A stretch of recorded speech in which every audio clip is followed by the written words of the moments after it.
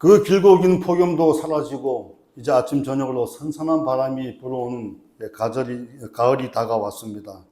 마치 죽을 것만 같았던 그 폭염이 이제 때가 되니 물러가고 가을을 우리에게 보내주신 하나님의 섭리에 감사와 찬양을 올려드립니다.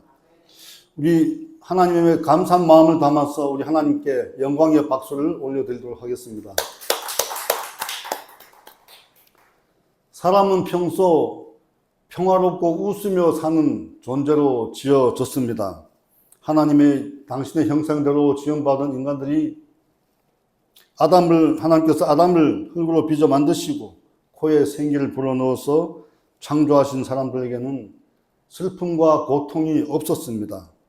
아담이 하나님께 불순종의 죄를 짓고 에덴에서 쫓겨나기 전까지는 그렇게 우리가 살았습니다. 그러나 아담이 에덴에서 쫓겨난 이후에 땅은 저주를 받고 온 인류는 죄악과 부패로 물들어 있었습니다.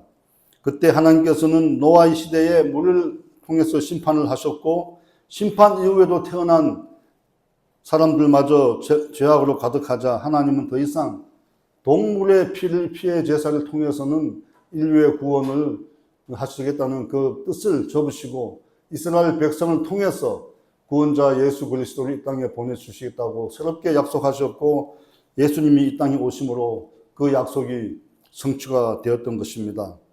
예수님은 이 땅에 오셔서 처음으로 말씀하신 것이 회개하라 천국이 가까웠다고 말씀하셨습니다. 그리고 가버나움에서 사시면서 갈릴리 바다를 중심으로 천국 복음을 전파하시고 또 병자를 고치시고 귀신을 쫓아내고 치료하셨습니다. 마태복음 4장 17절에 이때로부터 예수께서 비로소 전파하여 이르시되 회개하라 천국이 가까웠느니라 하시더라 했습니다. 그리고 4장 23절에 예수께서 온 갈릴리에 두루 다니사 그들의 회당에서 가르치시며 천국 복음을 전파하시며 백성 중에 모든 병과 악한 것을 고치시니라고 기록했습니다. 예수님이 말씀하신 천국은 어디입니까? 하나님 나라를 일컫는 것입니다. 하나님의 나라는 하나님의 통치가 미치는 것이고 예수님이 그리스도 메시아로 오심을 믿는 사람들의 세상이 바로 천국인 것입니다. 따라서 예수님이 오심은 율법의 구약 시대가 다 지나가고 하나님의 나라가 하나님의 통치가 미치는 곳이 이 땅에 임한 것을 말씀하시는 것입니다. 예수님이 그리스도의 메시아임을 믿는 사람들이 왕 중에 왕임을 믿는 그 사람들의 믿는 세상을 말하는 것입니다. 따라서 예수님이 오심으로 우리는 율법의 시대가 지나가고 새로운 세상이 들어옴을 믿어야 할 것입니다. 오늘 본문은 예수님이 선포하신 산상수훈 가운데 팔복의 첫 번째 복과 마지막 복을 말씀하고 계십니다. 오늘 저는 예수님께서 선포하신 첫 번째 복과 마지막 복이 어떤 의미를 갖고 있는지 여러분과 함께 은혜를 나누고자 합니다. 우리가 예수님을 믿음으로 말미암아 다 의롭다함을 입고 천국으로 들어가게 되지만 이 땅에 사는 동안에도 우리가 천국을 이루며 살아가야 될 것입니다. 그래서 천국에 살아갈 수 있는 조건이 있는데 천국을 소유한 사람들의 조건이 있습니다. 예수님께서 제시하신 팔복 가운데 첫 번째 말씀하신 그 복과 여덟 번째 말씀하신 복이 천국을 소유할 수 있는 조건들로 구성되어 있다는 것을 여러분 아셔야 합니다. 예수님께서 제시하는 팔복은 기존의 복을 그 개념을 다 뒤바꿔 놓은 것입니다. 구약시대 율법 아래 살던 백성들의 생활 방식으로는 예수님이 오신 신약시대에는 그 방식대로 그 법대로 살 수가 없게 되었습니다. 그래서 예수님은 마태복음 5장에서 7장까지 산상수훈을 통해서 그 법을 우리에게 새롭게 제정해 주셨습니다. 예수님은 심령이 가난한 자는 복이 있나니 천국이 그들의 것임이라고 했습니다. 여기서 가난한 자는 히브리어로 호이 프로코이인데 이는 스스로의 힘으로 의식주를 해결할 수 없는 사람들을 가리킵니다. 또 가난이라는 말은 히브리적으로는 의존을 의미한다고 합니다. 이는 가난한 자들이 다른 사람을 의지할 수 없는 그런 상황을 나타내는 것이며 여기 본문에서 말씀하신 심령이 가난한 자는 영적으로 하나님을 의지하지 않을 수 없는 그런 깨닫는 사람들이며 종교적으로 겸손한 사람을 말씀하고 있는 것입니다. 예수님은 당시에 종교적으로 권력자요 부자였던 바리새인들과 또 백성들의 비난을 받던 세리가 그 중에 누가 더 의인인가 이렇게 비유로 말씀을 하고 있습니다. 근데 예수님께서는 바리새인보다 비난을 받던 세리가 더 의인이다 이렇게 말씀을 하고 있습니다. 그 말씀을 누가복음 18장 13절에서 14절에 말씀하고 있습니다. 여러분 다 같이 합독하시겠습니다. 세리는 멀리 있어서 감히 눈을 들어 하늘을 쳐다보지 못하고 다만 가슴을 치며 이르되 하나님이여 불쌍히 여기소서 나는 죄인으로소이다 하였느니라. 내가 너희에게 이르노니 이에 저 바리새인이 아니고 이 사람이 의롭다 하심을 받고 그의 집으로 내려갔느니라. 무릇 자기를 높이는 자는 낮아지고 자기를 높이는 자는 낮추는 자는 높아지리라. 아멘. 성도 여러분, 예수님은 감히 하늘을 바라보지 못하고 겸손히 머리 숙여 나를 불쌍히 여기소서 하는 애통하며 눈물 흘리는 세리가 하늘을 쳐다보며 나는 율법에 정통한 사람이며 11조와 온갖 기도를 다 드리는 사람입니다. 이렇게 소리 지르면서 기도하는 바리새인보다 더 의인이라고 하셨습니다. 하나님께서는 겸손한 자를 존귀 여기시며 그를 높이신다는 사실을 잊지 마시기 바랍니다. 천국이 저희 것이며 해서 천국은 해 바실레이아 통 우리 눈이라고 하는데 이는 통치권이 미치는 범위를 의미하는 바실레이아와 하늘을 뜻하는 우라노스가 합쳐져 만든 말입니다. 따라서 천국은 하늘 보좌에 계신 하나님의 통치가 미치는 곳이며 동시에 제2위의 하나님이신 예수님이 지배하는 영역을 말씀하고 있는 것입니다.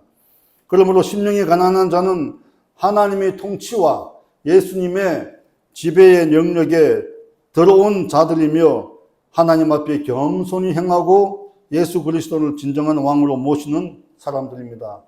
예수님께서는 이런 자들에게 천국이 주어진다고 말씀하고 계십니다. 여러분 믿습니까?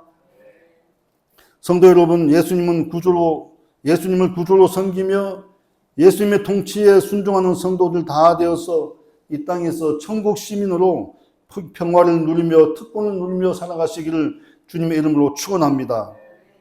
또 본문 10절에 의를 위하여 박해를 받는 자는 복이 있나니 천국이 그들의 것임이라고 했습니다. 박해를 받는데 어떻게 천국이 우리의 것이라고 말씀하고 계시는가? 역설적인 표현이 아닐 수가 없습니다. 박해를 받는다는 것은 들짐승이 사냥꾼에 쫓겨가는 모습이나 전쟁에 나가서 군인들이 적군에 쫓기는 그런 모습을 설명할 때 사용하는 것입니다. 이 땅에서 하나님의 의를 드러내며 살아가야 하는 사람들에게도 똑같은 전투에 임하는 군인의 심정으로 살아가야 한다는 것을 말씀하고 있는 것입니다. 어떤 핍박과 고난이 오더라도 예수님을 믿는 그 믿음을 우리가 끝까지 지키며 나가야 된다는 것을 말씀하고 있는 것입니다. 하지만 이 역사를 우리가 믿기는 쉽지 않습니다. 그러나 이 역사는 자기 목숨을 얻는 자는 잃을 것이요 나를 위하여 자기 목숨을 잃는 자는 얻으리라는 예수님의 그 구원관, 예수님의 말씀을 기억하면 우리가 우리 마음속에 힘이 생기게 됩니다. 그 역설도 우리가 믿어지게 되는 것입니다. 예수님은 이런 사람들에게 천국이 주어지며 그들이 천국 시민으로 이 땅에서 살아간다고 말씀하고 있습니다. 성도 여러분, 우리는 예수님을 구주요 우리의 메시아로 모시고 살아가는 사람들입니다. 하나님의 통치 영역에서 지배를 받고 하나님의 말씀대로 순종하며 살아가는 사람입니다. 그러므로 여러분은 이미 천국을 소유한 사람들이며 마음속에 이 땅에서 살아가는 동안 천국의 마음을 갖고 살아가야 할 것입니다. 그런데 이렇게 천국을 소유한 사람들은 공통적인 특성이 있다고 성경을 말씀하고 있는 것입니다. 천국을 소유한 사람들은 진실합니다. 믿음이 바위만큼 단단합니다. 삶이 진리의 말씀에 깊이 뿌리 내려 있습니다. 예수님 마태복음 5장 20절에서 내가 너희에게 이르노니 너희 의가 서기관과 바리새인보다 더 낫지 못하면 결코 천국에 들어가지 못하리라고 말씀하셨습니다. 서기관과 바리새인들은 부자요 권력자들입니다. 그들은 길거리에 서서 하늘을 바라보며 하나님께 외칩니다. 나는 율법을 다 지켰습니다. 나는 믿지 않는 사람들을 위해서 기도했습니다. 나는 어려운 사람을 도왔습니다. 나는 11조를 다 주님께 바쳤습니다. 이렇게 말로 자랑하면서 거리에서 서서 큰 소리로 기도하는 사람들입니다. 하지만 예수님은 그들의 믿음을 외식하는 믿음이라고 말씀하고 있습니다. 비록 힘이 없고 가난해도 영적으로 순수하고 또 겸손하고 하나님께 매달려 울면서 능력을 달라고 애통하는 연약한 자들이 천국을 소유한다고 하는 것입니다. 고린도전서 4장 20절은 이렇게 말씀하고 있습니다. 여러분 다 합독하시겠습니다. 하나님의 나라는 말에 있지 아니하고 오직 능력에 있습니다. 아멘. 하나님의 나라는 말에 있지 않습니다. 말을 잘하는 사람들 말에 있지 아니하고 내가 믿음이 강하다, 나는 믿음을 철저하게 지켰다 이렇게 말하고 자랑하는 것이 아니라 오직 그 사람이 어떻게 능력 있게 이 세상을 살아가는가, 그 능력에 따라 그 사람 안에 하나님의 나라가 있는지 없는지를 판단할 수가 있는 것입니다. 우리 모두는 능력자가 되어서 또 성령 충만을 받아서 능력 있는 하나님의 백성으로 이 땅을 살아가시기를 주님의 이름으로 축원합니다. 누가복음 16장에는 부자와 거지 나사로의 이야기가 나오지요. 거기에 보게 되면 한 부자가 있고 부잣집 대문 앞에 얻어먹는 거지 나사로가 있는데 둘 다 죽어서 나사로는 천사의 손에 들려 아브라함의 품에 들어가고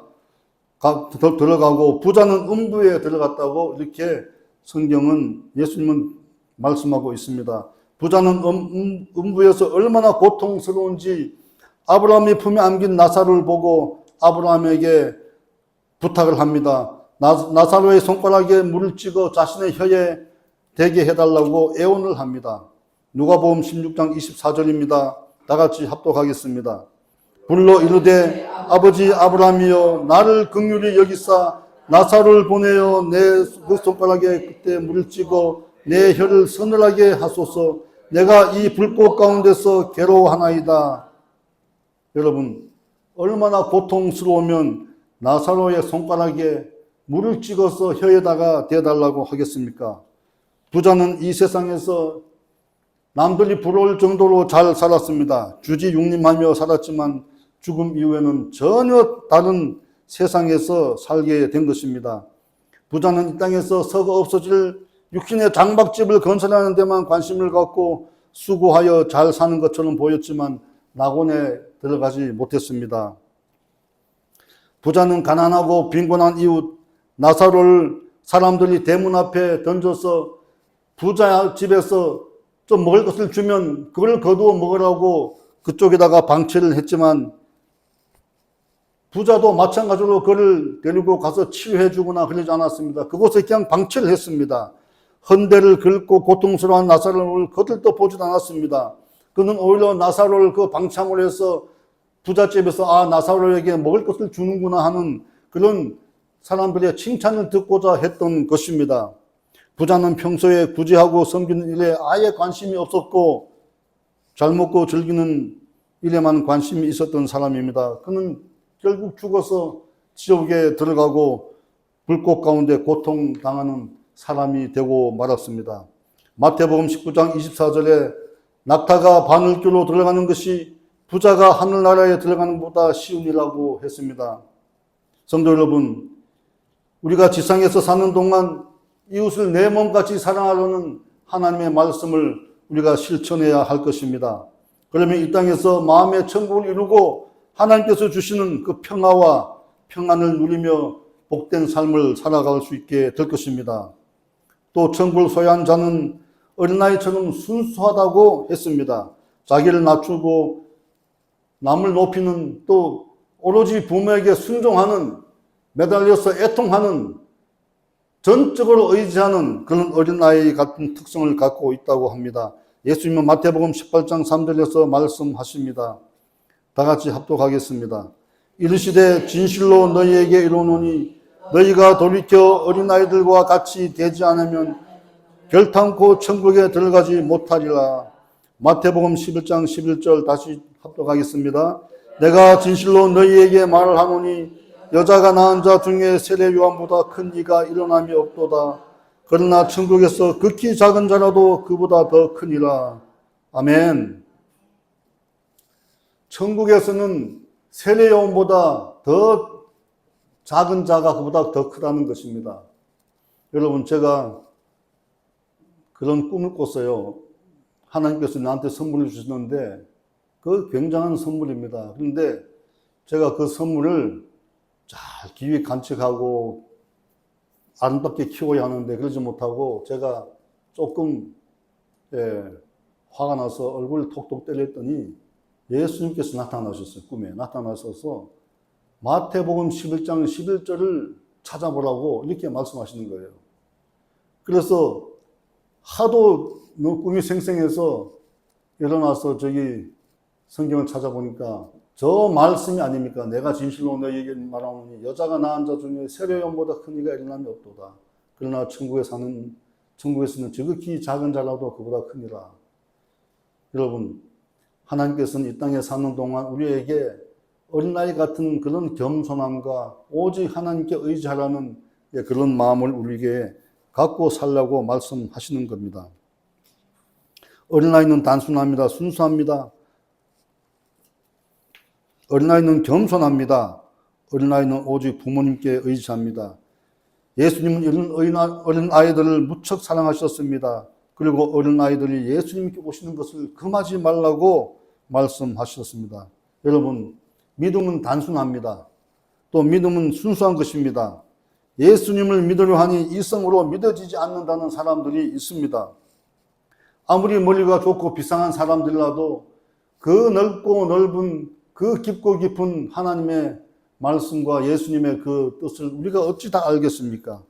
그런데 이성으로 믿을 수 없다고 하는 사람들은 정말 전도도 믿기가 어렵습니다. 전도가 안 됩니다. 그러나 믿음은 하나님께서 주시기 때문에 믿는 것입니다. 그런 마음을 갖기 위해서는 우리가 어린아이처럼 스펀지 같은 마음을 가져야 합니다. 믿음은 들음에서 나고 들음은 그리스도 말씀에 예수님의 말씀에 의해서 드러난다 했는데 우리가 예수님의 말씀을 듣고 그 말씀을 받아들일 때 우리에게 믿음이 생겨나게 되는 것입니다. 어린아이 같이 그런 스펀지 같은 마음을 가지시고 예수님의 말씀을 또 하나님의 진리의 말씀을 우리가 늘 마음에 품고 살아가시기를 예수님 이름으로 축원합니다. 우리가 천국을 소유하는 사람들로서 또 다른 특징은 예수님의 일을 하면 자신을 다 드려 섬기는 사람들입니다. 마태복음 13장 44절에 우리 다 같이 한번 합독해 봅시다.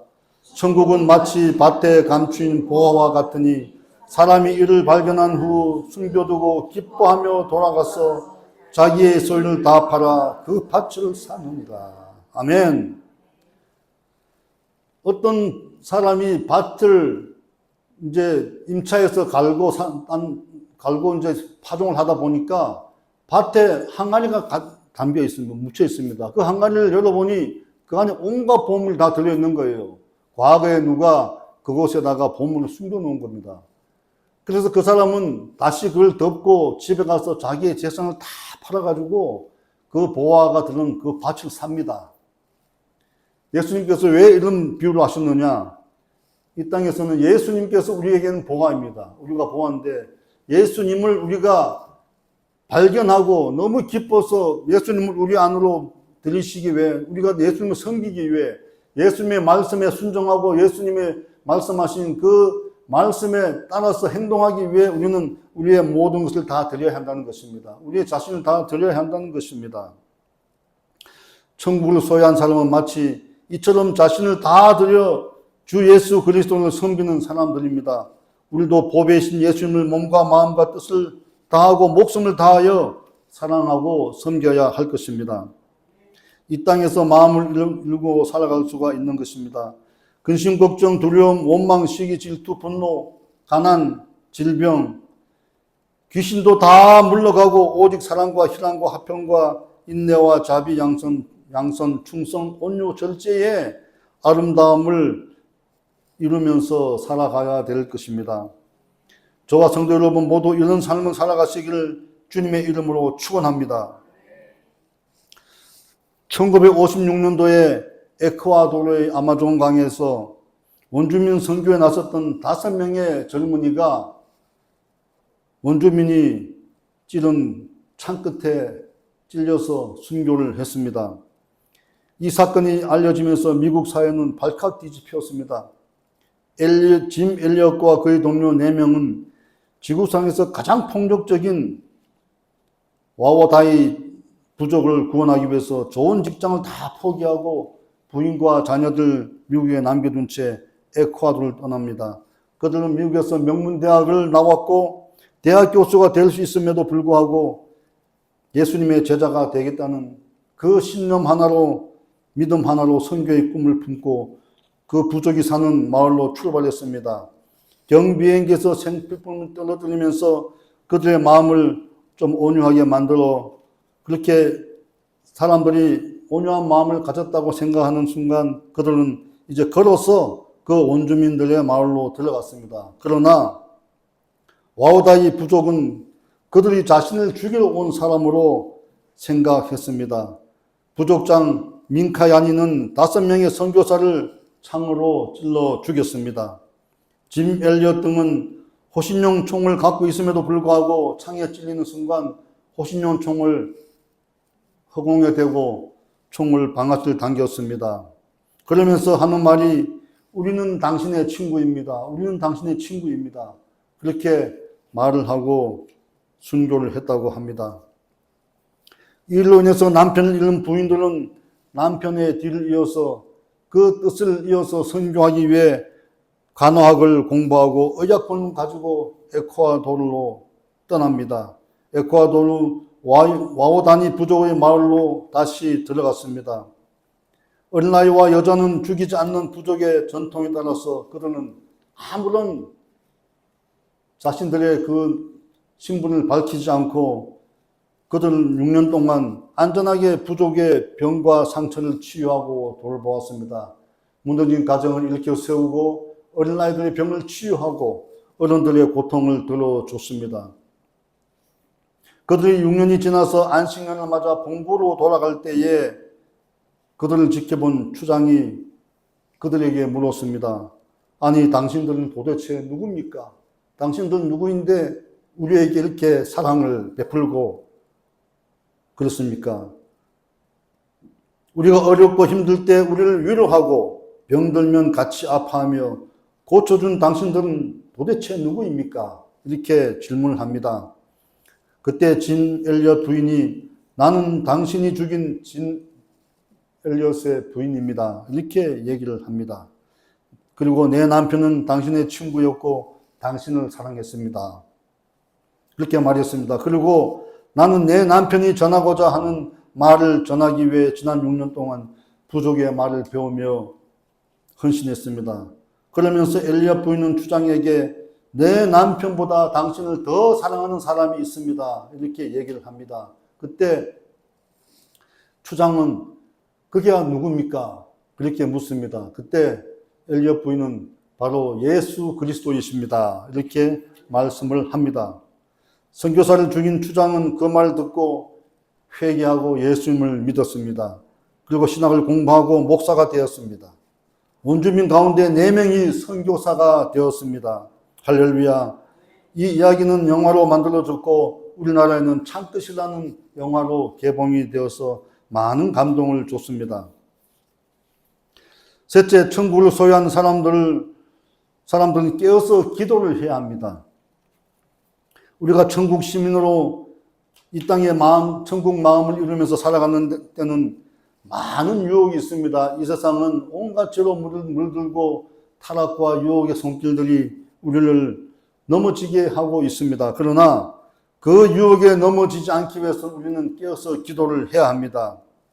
타락한 현장으로 들어가지 않기 위해서, 또 실족하지 않기 위해서, 믿음이 넘어지지 않기 위해서는 우리가 깨어서 기도해야 합니다.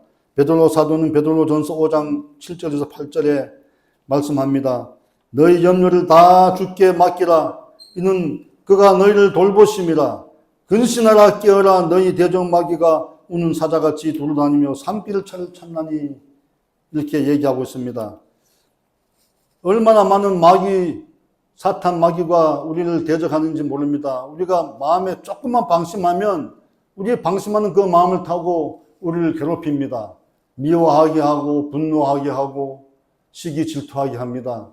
여러분, 절대 사탄 마귀에게 우리의 마음을 내어주면 안 됩니다. 마음을 내어주는 순간 우리 주변에서 모든 문제가 일어나게 됩니다. 남편하고 싸우게 되고, 작은 일에도 싸우게 되고, 자녀와 다투게 되고, 또 자녀를 자기의 마음대로 키우려고 합니다. 여러분, 예수님께서 그랬지 않습니까? 이 작은 자가 나이 오는 것을 금하지 말라고 말씀하셨고, 천국은 저 작은 자들의 마음같이 그런 순수한 마음을 가진 자들의 천국에 들어간다고 말씀하셨던 것입니다. 예수님 마태복음 7장 21절에 이렇게 말씀하고 있습니다. 나더러 주여 주여 하는 자마다 천국에 다 들어갈 것이 아니요 다만 하늘에 계신 내 아버지 뜻대로 행하는 자라야 들어가리라. 아멘. 믿음이 있다고 매일 와서 주여 주여 하면서 기도한다고 해서 그 사람을 하나님께서 다 천국으로 받아들이지 않는다는 예수님의 말씀입니다.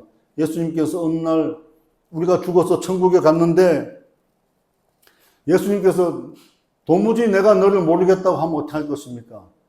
세상에 사는 동안 11조하고 열심히 교회 봉사했는데, 아니 예수님께서 천국 문 앞에서 내가 너를 도저히 모르겠다고 합니다. 우리가 이 세상에 사는 동안에 열심히 주님을 섬기고 교회를 섬기는 것도 중요하지만 하나님의 말씀에 순종해서 하나님의 뜻대로 살아가는 것이 무엇보다 중요하다는 것을 예수님은 말씀하고 있습니다. 여러분, 이 땅에 사는 동안 하나님의 뜻대로, 내 뜻대로 살지 말고 하나님의 뜻대로 살아가는 여러분이 되시기를 축원합니다. 예수님은 마태복음 20장에서 포도원에 품꾼 비유를 들어 말씀하십니다. 아침에 일찍 나와 하루 종일 일한 사람이나 또 일자리를 찾아 헤매다가 저녁 늦게, 오후 늦게 그 포도원에 이제 일자리를 얻어서 들어가서 1시간, 2시간 일한 사람들이 주인이 똑같이 그들에게 상을 줍니다. 아침부터 와서 일한 사람이 생각할 때는 당연히 불평불만을 가질 수가 있습니다. 아니, 이 사람은 와서 1시간, 2시간 일했는데 하루 종일 일한 우리하고 어떻게 똑같이 품삯을 받습니까? 그렇게 말씀하실 때에 예수님께서 비유로 말씀하십니다. 천국의 주인은 하나님이시다. 잠깐 일한 사람이나 똑같은 수급을 주는 것은 포도원 주인의 뜻대로 하는 것이다. 이렇게 말씀합니다. 여러분, 우리의 뜻대로 되는 것이 아니고 하나님이 뜻대로 우리를 판단하시고 우리를 천국으로 들여보내시는 것입니다. 여러분 믿으시죠? 예, 이 땅에 사는 동안에 하나님의 뜻대로 살아가는 여러분이 다 되시기를 주님의 이름으로 축원합니다. 우리는 하나님의 말씀에 순종하여 이 땅에서 천국을 누리며 살아가시길 주님의 이름으로 축원합니다. 축원합니다. 축원합니다.